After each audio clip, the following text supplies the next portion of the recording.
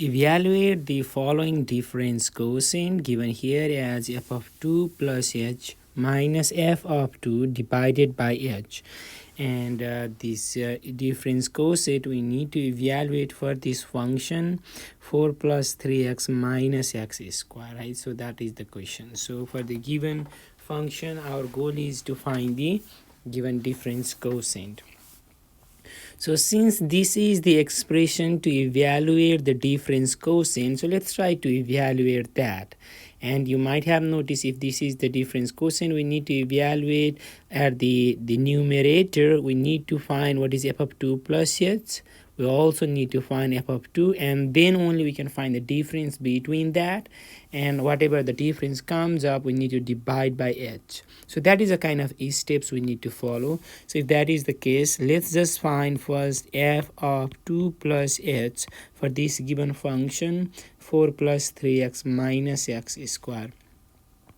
So if this is the function, how do you find f of 2 plus h? We need to replace x on this function, right? F by 2 plus h. So let's replace x by 2 plus h. So if that is the case, you can see here there is a 4. We can leave that as it is. Plus we have 3 times x. So we can write that down as 3 times. Now replace x completely by 2 plus h, right? And then now we have a minus sign, carry that, and we have square of x. So if that is the case, when you replace x by 2 plus h, this will be square of 2 plus h. So this is your f of 2 plus h. But since we need to actually find the difference with f of 2 later on, so I actually encourage you to get the expansion of this. So how do I get the expansion of this? We can write down here 4 as it is, right? And then plus we can distribute by 3. So 3 times 2 will be 6. And then 3 times h will be 3h.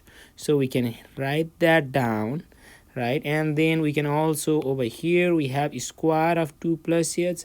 So let's try to see what does it mean by square of 2 plus h. Square of 2 plus h means multiply 2 plus h with 2 plus h, right? So now using the FOIL you can clearly see 2 times 2 is 4, and then plus 2 times h will be 2h, and then h times 2 is again 2h, right? And then we have h times h is equal to h square. So if that is the case, we can clearly see that 4 plus 2h is a like term. We can combine that 4h plus h square is the expansion of 2 plus square of 2 plus h. And here we have a minus sign, so we need to distribute by the minus to this expression over here. So when we do that, what will we get? We get a negative 4, right? And then negative, distribute that with the 4h, so we get negative 4h, distribute negative with the h square, then we get negative h square. So this is a kind of expansion of f of 2 plus h. And let's try to combine the like term. We have a number here 4, 6, negative 4. When we combine that, we get that as 6, right? And then we have the numbers, the like term here 3h and negative 4h. When we combine, we get negative h and then minus h square. So this is the expansion of f of 2 plus h, or the simplification, whatever you want to call it. Now let's try to also find f of 2, because that's what also we needed. F of 2 is the value of the function at 2. So over here again replace x by 2. So when we do that, we get 4 plus 3 times, now replace x by 2, and then minus replace x by 2 over here, then we get square of 2. And then what is the number you get?